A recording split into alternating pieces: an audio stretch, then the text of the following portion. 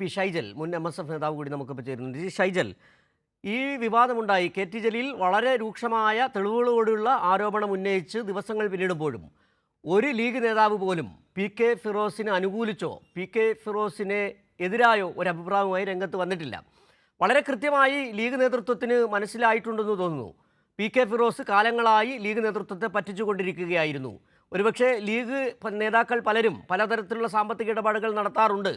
അവരെയൊക്കെ കവച്ചു വെക്കുന്ന തരത്തിലേക്ക് PK ഫിറോസ് വളർന്നിരിക്കുന്നു. ദുബായിലടക്കം ബിസിനസ് സംരംഭങ്ങൾ, ബിനാമി ഇടപാടുകളിൽ കേരളത്തിലടക്കം വലിയ വലിയ ബിസിനസ് സംരംഭങ്ങൾ, ഇതെല്ലാം ലീഗ് നേതൃത്വം അറിയാതെ നടത്തിക്കൊണ്ടിരുന്നു എന്നാണ് മനസ്സിലാക്കാൻ കഴിയുന്നത്. ഇപ്പോൾ കുഞ്ഞാലിക്കുട്ടി തന്നെ കൈയൊഴിഞ്ഞിരിക്കുകയാണ് ഫിറോസിനെ. PK ഫിറോസിൻ്റെ ഇടപാടുകളെക്കുറിച്ച് ഏതെങ്കിലുമൊക്കെ ഘട്ടത്തിൽ താങ്കൾക്കും അടക്കം ബോധ്യപ്പെട്ടിട്ടുണ്ടാകണം. എങ്ങനെ വിലയിരുത്തുന്നു നിലവിലെ സംഭവവികാസങ്ങളെ? ഞാൻ ഈ വിഷയം കഴിഞ്ഞ ദിവസത്തെ ചർച്ചത്തിൽ തന്നെ പറഞ്ഞിരുന്നു. ഈ വിഷയത്തെ കുറിച്ചൊക്കെ കൃത്യമായിട്ട് നേരത്തെ തന്നെ നമുക്കടക്കമുള്ള ആൾക്ക് ബോധ്യമുള്ളതാണ് എന്നും. ഈ മുണ്ട് വിവാദമൊക്കെ ഇപ്പോഴാണ് ഉയർന്നു വരുന്നത്. മുമ്പ് ഈ വിഷയങ്ങളൊക്കെ പാർട്ടിക്കകത്ത് ചർച്ച നടന്ന സമയത്ത് അദ്ദേഹം ധോത്തി ചാലഞ്ച് ഉൾപ്പെടെയുള്ള കാര്യങ്ങൾ വലിയ അഴിമതി നടന്നു എന്ന് പാർട്ടിക്കകത്ത് ചർച്ച നടന്നുവെങ്കിലും അത് ഒരു പൊതു രീതിയിലേക്ക് ഉയർന്നു വരുന്നത് ഇപ്പോഴാണ്. അത് ഫിറോസിന്റെ നിലപാടാണ് ഏറ്റവും വലിയ അപഹാസ്യമാവുന്നത്. 3 കൊല്ലം മുമ്പ് കഴിഞ്ഞ വിഷയം ഇപ്പൊ ചർച്ച ചെയ്യണമെന്നാണ് അദ്ദേഹം ചോദിക്കുന്നത്. ആ മുണ്ട് പിന്നെ 3 കൊല്ലം കഴിഞ്ഞ മുണ്ടിന് ഇപ്പോഴും നിലനിൽക്കുന്നുണ്ടെന്ന് പറയുമ്പോൾ ആദ്യത്തെ അലക്കിൽ തന്നെ ഉടുക്കാൻ പറ്റാതെ പോയ മുണ്ടായത് കൊണ്ടാണ് അത് ജലീലിനെ പോലുള്ള ആളുകൾ എടുത്ത് പിന്നെ ഉയർത്തി കാണിച്ചത്. അപ്പോ ഇവിടെ വളരെ കൃത്യമായിട്ടുള്ള കാര്യം എന്ന് പറഞ്ഞാൽ ലീഗ് നേതൃത്വത്തിന് ഈ വിഷയം അറിയില്ല എന്ന് പറയുന്നത് അവർ ഒഴിഞ്ഞു മാറാനുള്ള ശ്രമമാണ്. കാരണം ഒരു പഞ്ചായത്ത് തെരഞ്ഞെടുപ്പ് വരാൻ പോകുന്നു, ത്രിതല പഞ്ചായത്ത് തെരഞ്ഞെടുപ്പ് വരാൻ പോകുന്നു, 8 മാസങ്ങൾക്കപ്പുറത്ത് നിയമസഭാ തെരഞ്ഞെടുപ്പ് വരാൻ പോകുന്നു. കേരളത്തിലെ പ്രതിപക്ഷ സംഘത്ത് ഇരിക്കുന്ന UDF-നകത്തെ യൂത്ത് കോൺഗ്രസിന്റെയും യൂത്ത് ലീഗിന്റെയും മുൻനിരയിൽ നിൽക്കുന്ന 2 പേര് വലിയ ഭീകരമായ രീതിയിലുള്ള ആരോപണങ്ങൾക്ക് വിധേയമാകുമ്പോൾ അതിലെന്തെങ്കിലും പറഞ്ഞ് അതിന്റെ ഭാഗമാവാതെ മൗനം പാലിച്ചുകൊണ്ട് തടി തപ്പുക എന്ന നിലപാടാണ് സത്യത്തിൽ ഇപ്പോ കോൺഗ്രസ് ലീഗ് നേതൃത്വങ്ങൾ സ്വീകരിക്കുന്നത്. ഫിറോസിന്റെ കാര്യത്തിൽ പ്രത്യേകിച്ചും മുസ്ലിം ലീഗ് നേതൃത്വം സ്വീകരിക്കുന്നത്. കഴിഞ്ഞ ദിവസം ഒരു ചർച്ചയിൽ വന്നുകൊണ്ട് ലീഗിന്റെ സംസ്ഥാന നേതാവായിട്ടുള്ള ഷാഫി ചാരി അദ്ദേഹത്തിന് ന്യായീകരിച്ചുകൊണ്ട് സംസാരിച്ചല്ലോ. അപ്പോ ചില ആളുകൾ ന്യായീകരിക്കുന്നുമുണ്ട്. അപ്പൊ ഇവിടെ ഏറ്റവും പ്രധാനപ്പെട്ട കാര്യം എന്ന് പറയുന്നത് നേതാക്കന്മാർക്ക് പലതും പറയാൻ കഴിയില്ല. കാരണം കഴിഞ്ഞ ദിവസത്തെ ന്യൂസ് നൈറ്റ് ചർച്ചയിൽ ഞാൻ പറഞ്ഞൊരു വളരെ പ്രധാനപ്പെട്ട കാര്യമുണ്ട്. സാദിഖ് അലി ശിഹാബ് തങ്ങൾ മുസ്ലിം ലീഗിന്റെ അധ്യക്ഷനായി വന്നതോടുകൂടി മുസ്ലിം ലീഗിനകത്ത് ആർക്കും എന്തും ചെയ്യാമെന്നുള്ള അവസ്ഥയിലാണ്. അപ്പോ അദ്ദേഹത്തിന്റെ ബിസിനസ്സുകളെ ചോദ്യം ചെയ്യാൻ സാധിക്കാത്ത നേതൃത്വം എങ്ങനെയാണ് ഈ കാര്യം ചോദ്യം ചെയ്യാം? അദ്ദേഹത്തിന്റെ ബിസിനസ്സുകൾ അത് ചോദ്യം ചെയ്യാൻ കഴിയണ്ടേ? അപ്പൊ ഫിറോസിനെതിരെ പരസ്യമായി പറഞ്ഞാൽ ഫിറോസും പലതും വിളിച്ചു പറയും. അവിടെയാണ് പ്രശ്നം. അതുകൊണ്ട് ഇതിനെ ദിവസങ്ങളോളം മൗനം പാലിച്ചാൽ ഈ ആരോപണം അങ്ങ് ഒഴുകിപ്പോയിക്കോളും എന്നുള്ള ഒരു ധാരണ വെച്ചുകൊണ്ടാണ് സത്യത്തിൽ ഇപ്പോൾ മുസ്ലിം ലീഗ് നേതൃത്വം മുമ്പോട്ട് പോയിക്കൊണ്ടിരിക്കുന്നത്. പക്ഷേ കേരളത്തിലെ മുഴുവൻ ജനങ്ങൾക്ക് മുമ്പിലേക്കും ഈ വിഷയം KT ജലീൽ സാർ ഉയർത്തിക്കൊടുത്തതിന് ശേഷം ഇപ്പോ വളരെ കൃത്യമായിട്ട് ഫിറോസ് തന്നെ കഴിഞ്ഞ ദിവസം എല്ലാം തുറന്ന് സമ്മതിക്കുന്ന അവസ്ഥയിലേക്ക് വന്നു. തന്റെ ഈ വിദേശത്ത് ജോലിയുണ്ട് എന്നും അത് പാർട്ട് ടൈം ജോലിയാണ് എന്നും അതുപോലെ തന്നെയുള്ള ഈ ഫ്രൈഡ് ചിക്കന്റെ ME-യുടെ കടയടക്കമുള്ള കാര്യങ്ങളൊക്കെ തന്നെ സമ്മതിക്കുന്ന അവസ്ഥയുണ്ടായി. അപ്പോ ഈ ഒരു സാഹചര്യത്തിൽ മുസ്ലിം ലീഗ് നേതൃത്വം വളരെ ക്രിയാത്മകമായ നടപടിക്ക് തയ്യാറാവണമെന്നാണ് എനിക്ക് ആവശ്യപ്പെടാനുള്ളത്. ഷൈജൽ, ഒരുപക്ഷെ ഷൈജൽ പറഞ്ഞതിൽ തന്നെയുണ്ട് കാര്യങ്ങൾ. ഈ കോൺഗ്രസ് പാർട്ടിയെ ഇപ്പോൾ രാഹുൽ മാങ്കൂട്ടത്തിൽ എങ്ങനെയാണോ വിരട്ടുന്നത്? കാരണം രാഹുൽ മാങ്കൂട്ടത്തിനെതിരെ ഏതെങ്കിലും തരത്തിലുള്ള നടപടി, വലിയ നടപടികളിലേക്ക് പോയി കഴിഞ്ഞാൽ പലരെക്കുറിച്ചും പറയേണ്ടി വരും. സമാനമായ സാഹചര്യമാണ് ലീഗിൻ്റെ വിഷയത്തിലുമുള്ളത്. നേരത്തെ സാദിഖ് അലി തങ്ങളിനെ കുറിച്ച് പറഞ്ഞതുപോലെ പല കാര്യങ്ങളും ഫിറോസ് തുറന്നു പറയേണ്ടി വരും. ആ തുറന്നു പറച്ചിൽ ആ പാർട്ടിയുടെ ആകെ അടിത്തറ ഇളക്കുകയും ചെയ്യും. 10 വർഷക്കാലമായി PK ഫിറോസ് ഇങ്ങനെ തുടരുന്നതിൻ്റെ പിന്നിൽ ഒരുപക്ഷെ ഷൈജൽ ചൂണ്ടിക്കാട്ടിച്ചതുപോലെ തന്നെ ഇവർക്കെല്ലാവർക്കും പങ്കുള്ളത് തന്നെയാണ്. എല്ലാവരും ഈ ചക്കരക്കുടത്തിൽ കൈയിട്ടവർ തന്നെയാണ്. അങ്ങനെ കൈയിട്ടവരെയൊക്കെ ഒരുപക്ഷെ പുറത്തു പറയേണ്ടി വരും. ആ ഒരു പേടിപ്പെടുത്തൽ PK ഫിറോസ് നടത്തുന്നുണ്ട്. അതുകൊണ്ട് തന്നെയാണ് ഒരു പ്രതികരണം പോലും എവിടെ നിന്നും വരാത്തത്. അതെ PK കുഞ്ഞാലിക്കുട്ടി ഇതിനകത്ത് പ്രതികരിക്കാത്തതിന്റെ പ്രധാനപ്പെട്ട കാരണം എന്ന് പറയുന്നത് ഫിറോസ് തിരിച്ചു ചോദിക്കുകയാണ്. സാദിഖ് അലി ശിഹാബ് തങ്ങൾക്ക് വിവിധ രാജ്യങ്ങളിൽ ബിസിനസ് ചെയ്യാൻ എവിടെ നിന്നാണ് പണം എന്ന് ചോദിച്ചാൽ എന്ത് മറുപടി പറയും? സാദിഖ് അലി ശിഹാബ് തങ്ങൾക്ക് വിവിധ രാജ്യങ്ങളിൽ പോയി ബിസിനസ് ചെയ്യാൻ അദ്ദേഹത്തിന് എവിടെ നിന്ന് കിട്ടി ഈ പണം എന്ന് ചോദിച്ചാൽ അതിന് മറുപടി പറയണ്ടേ? അപ്പൊ ഇത് വലിയ രീതിയിലേക്കുള്ള പ്രതിസന്ധിയിലേക്കാണ് മുസ്ലിം ലീഗ് നേതൃത്വം പോയിക്കൊണ്ടിരിക്കുന്നത്.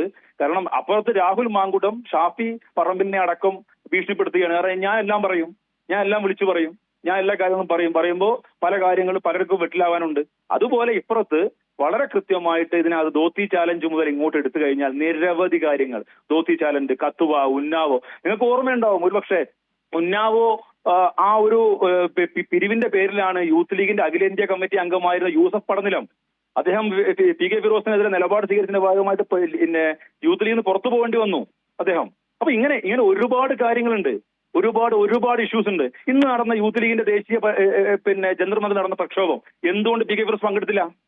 ഇന്ന് യൂത്ത് ലീഗിന്റെ പുതിയ അഖിലേന്ത്യാ കമ്മിറ്റി വന്നിട്ട് അവിടെ ആദ്യത്തെ പ്രക്ഷോഭം, രാജ്യം ഉറ്റുനോക്കുന്ന പ്രക്ഷോഭം, ആ പ്രക്ഷോഭത്തിന്റെ ഭാഗമായി യൂത്ത് ലീഗ് തുടങ്ങി വെച്ച വോട്ട് ചോരിയുടെ ഭാഗമായി തുടങ്ങി വെച്ച പ്രക്ഷോഭത്തിൽ യൂത്ത് ലീഗിന്റെ ഏറ്റവും ശക്തി കേന്ദ്രമായ കേരള സംസ്ഥാനത്തിന്റെ പ്രസിഡന്റും ജനറൽ സെക്രട്ടറിയും പങ്കെടുത്തിട്ടില്ല. അപ്പൊ പൊതുവേദിയിൽ അഭിമുഖീകരിക്കാൻ പോലും കഴിയാത്ത രീതിയിലേക്കാണ് കേരളത്തിലെ യൂത്ത് ലീഗിനെ ഫിറോസ് കൊണ്ടുപോയിക്കൊണ്ടിരിക്കുന്നത്. കേരളത്തിലെ യൂത്ത് ലീഗിനകത്ത് ഇതിനകത്ത് വലിയ കലാപം ഇനിയിപ്പോ നടക്കുകയാണ്. ഒരുപക്ഷെ നിങ്ങൾ അറിഞ്ഞിട്ടുണ്ടോ എന്ന് എനിക്കറിയില്ല. യൂത്ത് ലീഗിന്റെ മെമ്പർഷിപ്പ് ക്യാമ്പയിൻ പൂർത്തിയായിട്ട് മാസങ്ങൾ പിന്നിടുന്നു. ഇതുവരെ കമ്മിറ്റി രൂപീകരണ പ്രക്രിയയിലേക്ക് എന്തായിട്ടില്ല, ആ സംഘടന കടന്നിട്ടില്ല. പിന്നെ മെമ്പർഷിപ്പ് പൂർത്തീകരിക്കുക, ഏത് സംഘടനയും മെമ്പർഷിപ്പ് പൂർത്തീകരിച്ചു കഴിഞ്ഞാൽ അതിന് സംഘടനാ തെരഞ്ഞെടുപ്പിന് ഷെഡ്യൂൾ പ്രഖ്യാപിക്കും.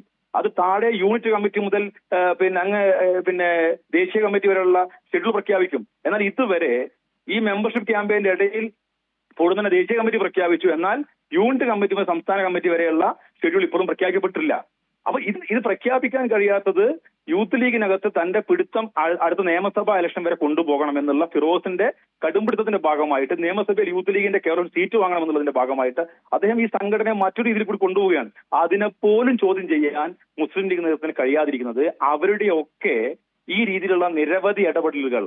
അത് നമ്മുടെ നാട്ടിൽ ചൊല്ലുണ്ടല്ലോ, മോന്തായം വളഞ്ഞാൽ 68 വളയൊന്ന്. അപ്പൊ ഞാൻ നേരത്തെ പറഞ്ഞതുപോലെ സാദിഖലി തങ്ങൾ തുടങ്ങി ഇങ്ങോട്ടുള്ള തിരിച്ചുള്ള ചോദ്യങ്ങൾ നേരിടാൻ ഇന്ന് പാളയത്തിൽ പടകൊണ്ട് കോൺഗ്രസും ലീഗും ബുദ്ധിമുട്ടുകയാണെന്നുള്ളതാണ് വസ്തുത.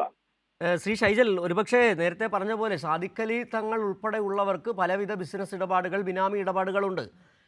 ലീഗിന്റെ വിശ്വാസികളായ അനേകായിരങ്ങളെ പറ്റിച്ചുകൊണ്ട്, അതായത് ഈ വലിയ നേതൃത്വം വലിയ കച്ചവടമാണ് നടത്തുന്നത്. അത് UDF-ലെ തന്നെ കോൺഗ്രസുമായിലെ പല നേതാക്കളുമായി ചേർന്ന് കൂട്ടുകച്ചവടം നടത്തുന്നു. ഇവിടെ ഉയർന്ന ഒരു പ്രധാനപ്പെട്ട ചോദ്യം, ഈ ലീഗ് അണികളെ പറ്റിച്ചുകൊണ്ട് ഇങ്ങനെ മുന്നോട്ട് പോകുന്ന പി കെ ഫിറോസ്, സാദിഖലി തങ്ങൾ ഉൾപ്പെടെയുള്ളവർ, അവർക്കൊപ്പം ചേരേണ്ടതുണ്ടോ ഈ ലീഗിലെ ഈ ബഹുഭൂരിപക്ഷം വരുന്ന വിശ്വാസികൾ എന്നുള്ള ചോദ്യം കൂടി ഉയരുന്നുണ്ട് ശ്രീ ഷൈജൽ. തീർച്ചയായും മുസ്ലിം ലീഗിനകത്ത് വലിയ കലാപത്തിലേക്ക് നീങ്ങാൻ പോവുകയാണ്. അതിനകത്ത് പുതുതലമുറ യൂത്ത് ലീഗുകാര്, കാരണം ഫിറോസ് കാരണം 100 കണക്കിന് ചെറുപ്പക്കാർക്ക് യൂത്ത് ലീഗിൽ അവരുടെ ഭാരവാഹിത്വം വഹിക്കാനുള്ള ഏജ് ബാർ നഷ്ടപ്പെട്ടു പോവാണ്. കഴിഞ്ഞ 10 വർഷം കൊണ്ട് 3 വർഷത്തെ കമ്മിറ്റിയെയാണ് അദ്ദേഹം 2 ടേം ആയപ്പോൾ അദ്ദേഹം 10 കൊല്ലാക്കി. എന്നൊരു 10 കൊല്ലം കൊണ്ട് 3 കമ്മിറ്റി വരുന്ന സമയമായി. അദ്ദേഹത്തിന്റെ ഈ ഒരു ഇടപെടൽ കാരണം വലിയ രീതിയിൽ ചെറുപ്പക്കാർക്ക് ഇത്തവണ വലിയൊരു വിഭാഗം ആളുകൾ മെമ്പർഷിപ്പ് നഷ്ടപ്പെട്ട് യൂത്ത് ലീഗിന്റെ ഭാരവാഹിത്വത്തിൽ വരാൻ പിന്നെ കഴിയാതെ പോവുകയാണ്. ഞങ്ങളുടെയൊക്കെ ആ മുൻ സുഹൃത്തുക്കളായ ആളുകളാണ് ഇതിനകത്ത് നടക്കുന്ന ഈ ചർച്ചകളും വിശകലനവും മുഴുവൻ ഞങ്ങൾക്ക് എടുത്തു നൽകുന്നത്. അപ്പൊ വളരെ കൃത്യമായിട്ട് അവരാണ് നമ്മൾ പറയുന്നത്, ഞങ്ങൾക്കോ പറയാൻ കഴിയില്ല, ഞങ്ങൾ പറഞ്ഞാൽ പുറത്തേക്കാണ്. നിങ്ങൾക്കറിയാലോ, ഏതെങ്കിലും ഒരു വിഷയം ഉന്നയിച്ചാൽ അകത്ത് പറഞ്ഞാൽ പോലും ഒന്നുകിൽ പരിപൂർണമായി അകത്ത് വെച്ച് തഴയപ്പെടും, അല്ല എങ്കിൽ പരസ്യമായി പുറത്താക്കും. അപ്പൊ ഈ ഒരു രീതിയിലേക്ക് പോകുന്നതുകൊണ്ട് അവർക്ക് പറയാൻ കഴിയുന്നില്ല. വലിയ രീതിയിലുള്ള ഒരു വഞ്ചന. പിന്നെ അത് എടുത്തു കാണിക്കേണ്ടത് CPM-ഓ കോൺഗ്രസോ പോലെയല്ല, മുസ്ലിം ലീഗാണ്. മുസ്ലിം ലീഗ് എന്ന് പറയുമ്പോൾ അതിനകത്ത് വളരെ കൃത്യമായ മുസ്ലിം എന്ന് പറയുന്ന ഒരു ഐഡന്റിറ്റി അതിനകത്തുണ്ട്. ആ ഐഡന്റിറ്റിയിലുള്ള പൊളിറ്റിക്സ് ആയതുകൊണ്ട് തന്നെ ഒരു വളരെ കൃത്യമായി ആ സമൂഹത്തോട് വിശ്വാസപരമായ ബാധ്യത പുലർത്താൻ, അല്ലെങ്കിൽ വിശ്വാസതയുടെ കാര്യത്തിൽ വളരെ കൃത്യത പുലർത്താൻ ഈ പാർട്ടി തയ്യാറാവേണ്ട വിഷയമുണ്ട്. അത് CPM-നേക്കാളും പിന്നെ കോൺഗ്രസിനേക്കാൾ മറ്റേത് രാഷ്ട്രീയ പാർട്ടിയേക്കാളും വലിയൊരു കടമ്പ മുസ്ലിം ലീഗിനുണ്ട്. എന്നാൽ ഇവിടെ ആ ഒരു വിശ്വാസ്യത ചൂഷണം ചെയ്ത് മുമ്പോട്ട് പോകുന്ന അവസ്ഥയിലേക്കാണ് പോകുന്നത്. അവരുടെ മുമ്പിൽ സർവവും യാതൊരു ധാർമ്മികതയും ഒരു നന്മയുമില്ലാതെ പരിപൂർണമായിട്ട് ഈ രീതിയിലുള്ള കൊള്ളയടിക്കുകയും അഴിമതിയും ഈ ഭാരവാഹിത്വം ഉപയോഗിച്ചുള്ള കച്ചവടങ്ങളിലേക്കും പോയിക്കൊണ്ട് മുസ്ലിം എന്ന ഐഡന്റിറ്റിയെ പോലും തകർക്കുന്ന രീതിയിലേക്കാണ് പോയിക്കൊണ്ടിരിക്കുന്നത്. അതുകൊണ്ട് യഥാർത്ഥത്തിൽ മുസ്ലിം ലീഗിനകത്തുള്ള മുഴുവൻ വിശ്വാസം യഥാർത്ഥമായുള്ള ആളുകൾ, വിശ്വാസത്തിലായ ആളുകൾ പരസ്യമായി പ്രതികരിക്കേണ്ട സമയമായിരിക്കുന്നു എന്നുള്ളതാണ്.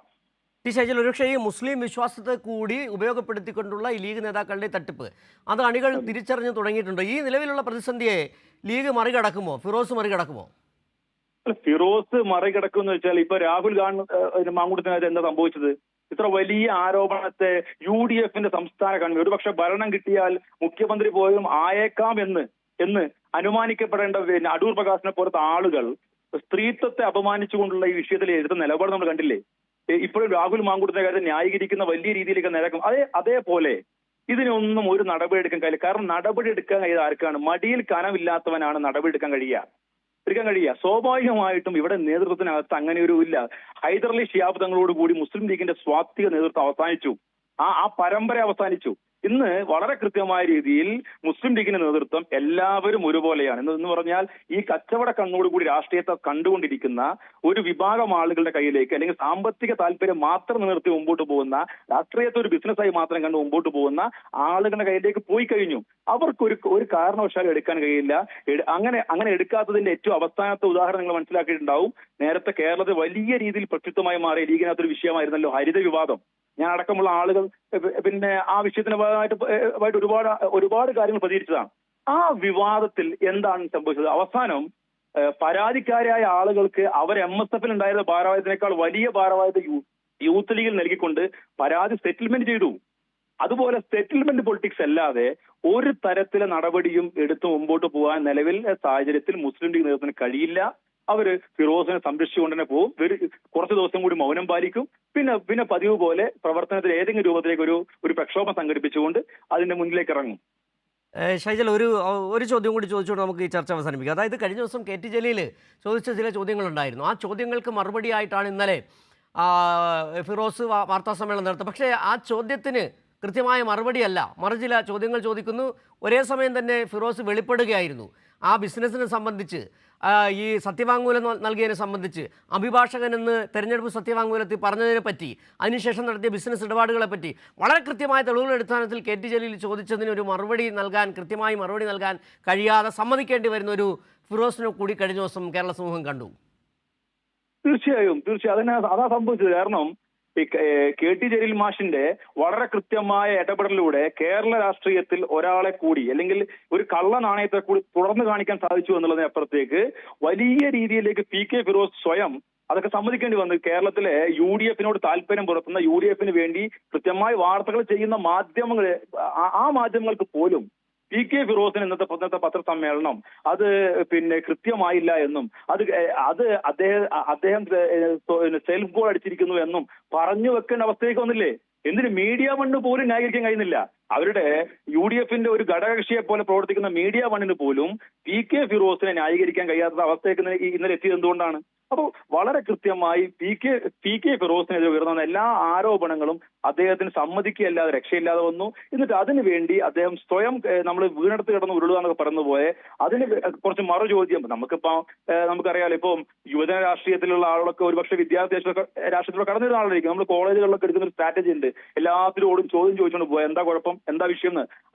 ആ ഒരു ദില്ലി ക്യാമ്പസ് പൊളിറ്റിക്സിന്റെ ലെവലിൽ അദ്ദേഹം പത്രമാധ്യമങ്ങൾക്ക് മുമ്പിൽ ഇരുന്നുകൊണ്ട് എന്താണ് കുഴപ്പം, എന്താണ് വിഷയം എന്ന് ചോദിക്കുന്ന ഒരു രൂപത്തിലേക്കാണ് അദ്ദേഹം കടന്നുപോയത്. അദ്ദേഹത്തിന് വ്യക്തമായ മറുപടി പറയാൻ കഴിയാതെ, വിഷയങ്ങളെ ഗണ്ണിക്കാൻ കഴിയാതെ അദ്ദേഹം എല്ലാം സമ്മതിക്കേണ്ട അവസ്ഥ വരികയും പിന്നീട് അദ്ദേഹത്തിന് ഒരു പുകമുറ ഉണ്ടാക്കാൻ എന്തൊക്കെയോ ചിലത് പറഞ്ഞു പോവുകയും ചെയ്യുന്ന അവസ്ഥയിലേക്ക് പോയി. ഇതുകൊണ്ടൊന്നും PK ഫിറോസും UDF യൂത്ത് ലീഗും ഒന്നും രക്ഷപ്പെടാൻ പോകുന്നില്ല.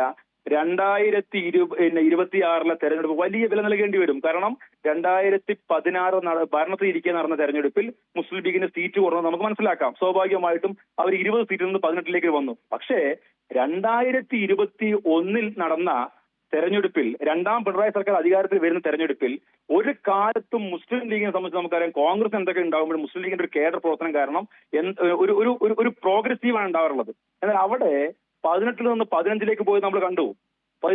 അപ്പൊ ഇത് കൃത്യമായിക്കൊണ്ട് കേരള രാഷ്ട്രീയത്തിൽ മുസ്ലിം ലീഗിനെതിരെയുള്ള ഒരു നിലപാട്, ലോക്സഭാ തെരഞ്ഞെടുപ്പിൽ മുസ്ലിം കമ്മ്യൂണിറ്റി BJPക്ക് എടുക്കുന്ന ഒരു നിലപാടിന്റെ ഭാഗമായി വോട്ട് ചെയ്യുമ്പോഴും ഇങ്ങനെ ഒരു പ്രശ്നമുണ്ട് എന്ന് വളരെ കൃത്യമായി മുസ്ലിം കമ്മ്യൂണിറ്റി പറഞ്ഞു വെക്കുന്നുണ്ട് എന്നുള്ള ഒരു യാഥാർത്ഥ്യം കൂടി താങ്കൾ മനസ്സിലാക്കേണ്ടതുണ്ട്. ശരി, വളരെ നന്ദി CPP ഷൈജൽ ഈവനിംഗ് ഡിബേറ്റിൽ ഇങ്ങനെ പ്രതികരിച്ചതിന്.